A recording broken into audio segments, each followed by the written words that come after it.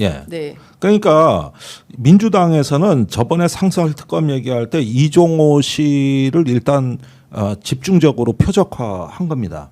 여기가 약한 골이라고 본 거예요. 네. 네, 그래가지고 상설특검 3가지 안건이 전부 이종호 씨가 관련된 건데 네. 이렇게 해가지고 이쪽을 압박을 가하겠다는 방향으로 보여지고 네. 그러면은 여기에서 이종호 씨 입장에서는 삼부 토건이나 주가나 이런 걸 빠져나가기 위해서 다른 걸 갖다가 예. 예컨대 뭐 저 마약이라 이게 인사 개입 그거 예. 백혜룡 경장 징계하고 그렇죠. 조병로 경정 그거 저 치안감 승진하는 네. 문제라든가 아니면은 여기 사표 만료한 거에 대한 내막이라든가 네. 뭐 다른 거를 갖다가 불 수가 있는 거죠. 예. 근데 중요한 거는 이렇게 수사를 본격화해야 되는데 상설특검법에 따르면 3일 이내에 특검 임명해야 되는데 그렇죠. 대통령이 임명을 안 하고 미뤄둘 경우에 어떻게 되는 것이냐. 참 그게 법률상은 임명하여야 한다 이렇게 네. 되어 예. 있기 때문에 당연히 하는 건데 네. 그냥 막무가내로 나는 임명 못해 이렇게 나왔을 때 어떻게 되는 그렇죠. 거냐. 저는 그게 제일 궁금한 거예요. 그러니까 뭐 법률적으로는 고의적으로 그 해야 될 일을 방기하고 안 하는 거니까 직무유기가 성립되는 건 맞아요. 네. 뭐 직무유기인데 문제는 또 헌법상에는 현직 대통령은 불소추 특권이 있잖아요. 그러니까 그 직무유기로 형사 기소가 되고 처벌받는 거는 퇴임 이후의 문제고 현직으로 있는 대통령이 몰라 나는 뭐 법률에 뭐라고 써 있건 난 그런 거 모르겠고 나는 하여튼 이거 하기 싫어서 안 해. 임명 안 할 거야. 이렇게 버티면 도대체 어떻게 되는 거냐. 그러니까. 이게 어디 저 아프리카 부족 국가에서도 잘 안 일어날 상황인데 지금 우리가 그런 현실적인 고민을 하고 있잖아요. 실제로 그럴 것 그러니까요. 같거든. 맞아요. 진짜로. 네. 그러니까 배째라는 얘기인데 배째라. 배째일 네. 방법이 없는 거예요. 현직 대통령이니까. 그러니까요. 어. 그런데 나는 이럴 때 야당의 역할이 정말 중요하다고 보는 게 네. 배째라 그러면 배째 드릴게 이렇게 나와야 되는 거예요. 이게 이번에 이 저 검사 탄핵 부분도 이것도 말입니다. 사실은 처음에 부담이 되는 싸움이라고도 전 생각했지만 칼을 뽑았으면 밀어붙여야 돼요. 여기서 밀리면 안 되는 거예요. 그리고 저기 뭐냐. 아니 뭐 상설특검 해야 되는 의무를 이행하지 않았으면은 탄핵 사유에 추가해서 우리는 그 다음 수순 고려하겠다고 해놓고 네. 이제는 뭐 배수진을 쳐야지 여기에서 어떻게 하겠습니까? 이건 결정적인 전투죠. 이거는 그런데 뭐. 이제 그 상설특검에 대해서 아예 임명을 거부할 가능성도 있고 그리고 이제 상설특검은 그 법상 수사기간이 2달밖에 안 돼요. 그러니까요. 그리고 대통령이 한 차례 이제 승인을 해줘야 한 달 더 연장할 수 있단 말이에요. 근데 한 달 연장하겠어요? 절대 안 지금 하겠죠. 우리가 임명도 안 할 것 같다라고 얘기하고 있는데 임명은 해놓고 수사 방해를 할 수도 그렇죠. 있는 거죠. 네. 근데 왜냐하면 아. 삼부토건 같은 문제도 지금 올 여름에 금감원에서 이상거래 여부에 대해서 들여다보겠다고 말은 해놓고 아무 결과물이 안 나오고 있잖아요. 네. 그러네요. 근데 진짜.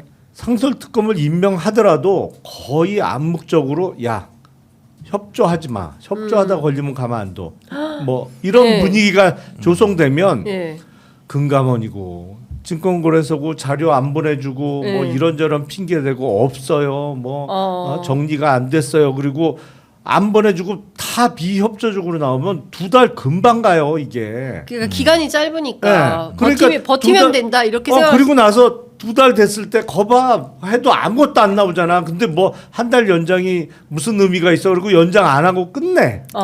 저는 그 시나리오도 오히려 그 충분히 시나리오가 더 더 가능성이 현실적이에요. 있어 보이는데요? 옛날 세월호 특위 같이 되는 그랬죠. 거예요. 예. 만들어놨는데 되는 일이 없잖아요. 예. 내부에서부터 그리고 또 방해가 정치 공세를 들어가고. 하는 거죠. 국민의힘에서 뭐 민주당이 뭐 상설특검까지 해서 했는데 결국 혈세 낭비, 혈세 뭐. 낭비했고 뭐 아무런 의미 없는 시간 낭비했고 왜 이런 거 해야 되냐 무용론 나오면서 아니, 다음부터 근데 하지 말자 이렇게 할 수도 물론 있겠네요. 법적으로는 이런 어려움이 예상됩니다. 그리고 충분히 나는 그 시나리오가 현실성이 있다고 보는데 사실은 그렇다 하더라도 네. 일단 국민만 믿고 가는 거예요. 야당은. 그렇죠. 네, 예, 네. 야당은 그런 거는 그런 거대로 또 부딪혀 나가는 거고 이럴 땐 국민들이 다 보고 계신다. 네, 네. 이렇게 믿고 그냥 가는 겁니다. 이건.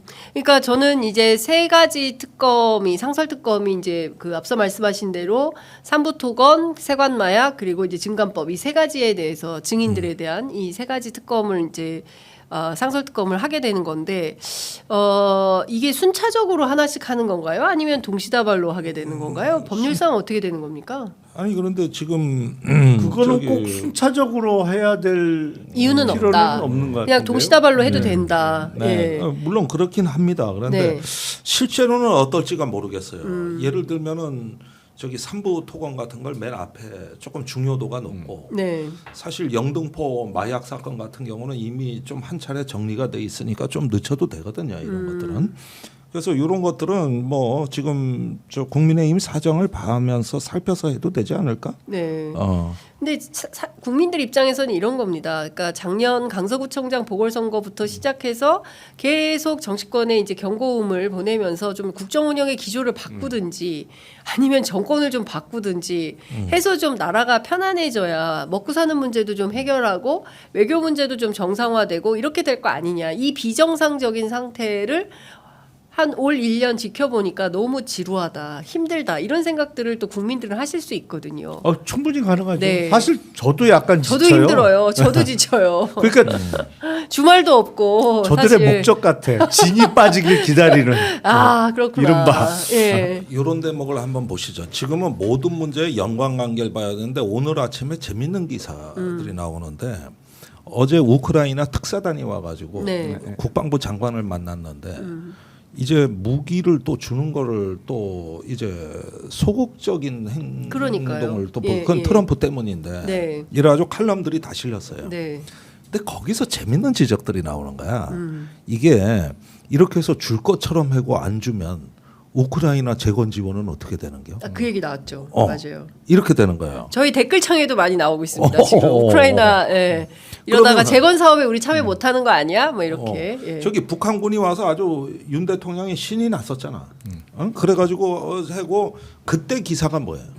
이렇게 해서 우크라이나를 지원해주면 재건 지원에도 도움이 된다고 돼 있어요. 예. 근데 그렇게 해놓고 안 준다 그러면 이거 날라간다 이거예요. 사실은 재건 지원에 우리가 크게 지금 기댈 걸 상황이 못 돼.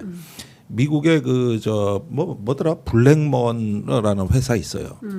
그 저기 블랙락인가 하는 회사가 10조 달러를 운영하는 회사인데. 아, 네. 블랙록. 블랙락. 맞습니다. 예. 예. 거기가 지금 이 짝에 우크라이나가 지금 돈이 없으니까 재정적인 그 저기 취약성 때문에 우크라이나 농지를 30%를 팔았습니다. 그걸 사들인 데가 여기야. 그러니까 지금 다국적 자본 입장에서는 우크라이나를 거덜낼 절호의 찬스예요. 그 산업 시설이라든가 농지를 갖다가 사들여요. 그리고 돈을 빌려준단 말이야. 그 얘기는 모르고 있었는데 블랙락의 경우를 보면 대단히 이례적인 거래인데요. 왜냐하면 아니. 블랙락은 주로 ETF 많이 팔고 그런 회사하고 이른바 그런 대체 투자라고 불리우는데 그런 대체 투자에는 거의 그런 거의 거래를 없죠. 잘 안 했던 거고 오히려 그거는 블랙스톤이라는 다른 다른 회사. 사모펀드가 있습니다. 거기서는 그런 대체 투자, 부동산 투자를 많이 했었는데 네. 만약에 말씀대로 블랙락에서 우크라이나 농지의 30%를 사들이는 대량 그 부동산 거래를 했다고 하면 그 회사를 보면 대단히 이례적인 거래고 그거는 블랙락이 이제 레리 핑크 회장이라고 설립자가 있는데 그거는 미국 근데- 정부하고 어떤 얘기가 이루어지지 않고서는 블랙락에서 그런 거래를 하는 건 좀 이상한데요. 이걸 폭로한 게 로버트 F 케네디예요. 아 예. 아, 최근에 그 사람이 X에 장문의 글을 올렸어요. 그 바이든이 미사일을 줬잖아요. 네. 러시아 본토를 타격하는데 이걸 까기 시작하는데 두 가지를 이유를 댔어요. 첫째는 군산복합체 음모다. 이거는 저 나중에 우크라이나를 나토 가입시키면 미국 무기 사게 돼 있다. 근데 돈이 없다. 그럼 어떻게 해야 되느냐? 자기 재산을 내놓았고 저기 개방을 해야 되는데 그때 블랙락이 기다리고 있다. 그래가지고 농지 얘기가 거기에 나온다고. 그러니까 그건 미국 정부가 개입하지 않으면 있을 수 없는 거는데. 그거는. 그래서 이게 군산복합체하고 이 월가의 음모라고 이 사람은 얘기를 하는 거란 말이에요. 그러면은 보십시오. 이게 지금 저기 뭐 해가지고 내가 알기로는 그 미국의 컨설팅 회사들이 이미 들어가 있는 걸로 압니다. 그 가가지고 재건 지원 이후에 하는데 네. 그 돈을 지금 뽑아내려고 난리예요. 이거 한 1,000조 원 이상 든단 말이야. 그래가지고 지금 뭐 돈 없는 나라들 이걸 뭐 펀드들 조성하고 뭐 벌써부터 이 움직임인데 네. 우리가 여기에 재건 지원을 들어간다? 그것도 삼부토건 같이 비실비실한 회사가? 이런 것들이 좀 이해가 안 가는데 한 가지 방법이 있는 거지.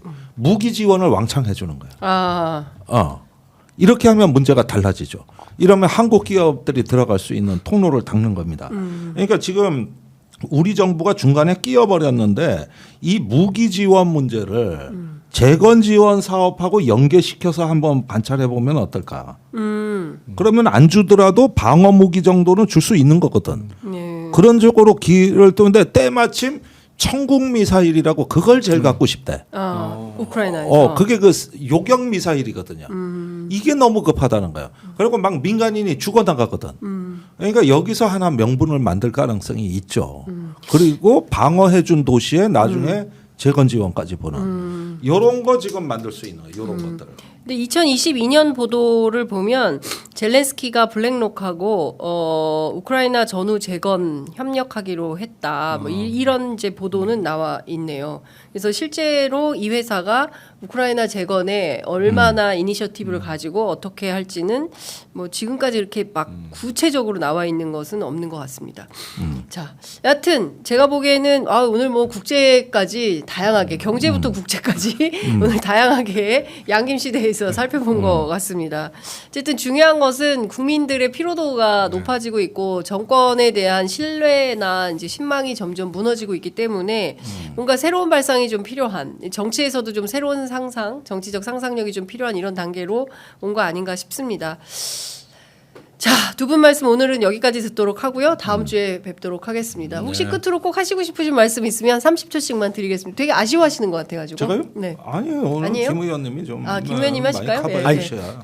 사실은 지금 정기국회 거의 막바지잖아요. 네. 이제 12월 10일 날 김건희 특검법 재의결을 끝으로 정기국회는 끝나고 뭐 물론 임시국회 또 열 가능성이 매우 높습니다만 그 올 연말까지 시청자 여러분들이 가장 눈여겨 보셔야 될 것은 국회 내에서 이루어지는 거 뭐 정치 싸움 말고 제가 보기엔 상법 개정이 되느냐 안 되느냐 제일 중요한 문제라고 저는 네. 생각을 합니다. 근데 민주당의 이재명 대표가 개정을 하겠다고 하는데 여기에 맞서는 개정을 막으려는 세력이 이게 뭐 윤석열 대통령이나 정부 여당뿐만이 아니고 더 센 세력들이 있어요 뒤에. 그러니까 네. 총력전을 하더라고. 네. 여기가 정말 총력전이에요. 그런데 그러다 보니까 모든 언론이 다 동원이 돼서 네. 지금 상법 개정하면 큰일 날 것처럼 막 맞아요. 연일 기사가 쏟아지고 있는데 네.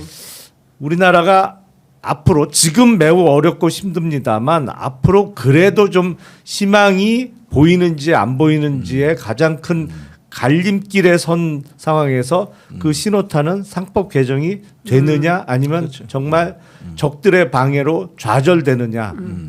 그래서 눈여겨 꼭 보셔야 된다. 네. 그 말씀드리고 싶습니다. 이재명 대표가 상법 개정 반드시 처리하겠다. 상법 개정되면 코스피 4천도 가능하다. 5천도 가능해요. 제가 볼 때. 5천도 가능하다. 네, 이렇게까지 말씀을 좀 주셨습니다. 그렇죠. 코리안 네. 리스크가 제거되니까 네. 예, 생각만 해도 대법원도 찬성했어요. 찬성 의견 냈는데 지금 저기 대법원도 공격받고 있습니다. 재벌 오너들이 이렇게 다들 반대를 해가지고 재벌이 대법원까지 네. 때리고 있어요. 네, 그러니까 네. 우리나라는 산업자본의 힘이 너무 세요. 맞아요. 예. 뭐 모든 걸 좌지우지하는 힘을 갖고 있어서 그 이복형 금감원장이 엉뚱한 얘기를 했더라고. 그러니까 MBK가 고려아연을 인수하게 되면 네. 금융자본의 뭐 산업 침탈 비슷하게 이야기를 했는데 정말 모르는 얘기입니다. 우리나라는 워낙 관치금융이 세기 때문에 금융자본은 힘이 약해요. 네. 미국은 오히려 금융자본 쪽이 산업자본보다 네. 더 세다고 볼 수 있지만 우리는 금융자본의 힘이라는 건 정말 미비하고 산업 자본이 너무 세서 그치, 이 힘을 자금을. 어떻게 하면 좀 줄여 나가느냐가 관건인데 엉뚱한 얘기를 한 거예요. 이복현 금감원장이. 이복현 금감원장은 상법 개정보다는 자본시장법 개정이 더 합리적이다 이런 얘기를 했습니다. 어쨌든 저희가 뭐이 부분도 다음 주에 조금 더 쪼개서 설명을 오랜만에 좀 할 경제 수 있는 공부할 만하네. 할 수 있는 기회를 마련해 보도록 하겠습니다.